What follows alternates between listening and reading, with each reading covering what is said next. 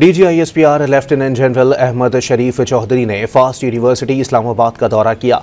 असातिज़ा और तलबा ने सोशल मीडिया पर बगैर तहकीक मालूमात को पोस्ट करना गैर जिम्मेदाराना रविश करार दे दिया।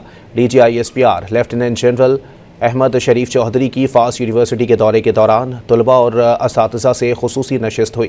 यूनिवर्सिटी असातिज़ा ने इस तरह के मालूमाती सेशंस का तसलसल बरकरार रखने पर जोर दिया और कहा कि सोशल मीडिया पर बगैर तहकीक मालूमात को पोस्ट करना गैर जिम्मेदाराना रविश है।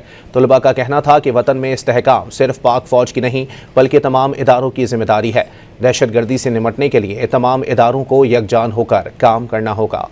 यूनिवर्सिटी असातिज़ा ने इस तरह के मालूमाती सेशंस का तसलसल बरकरार रखने पर जोर दिया और कहा कि सोशल मीडिया पर बगैर तहकीक मालूमात को पोस्ट करना गैर जिम्मेदाराना रविश है।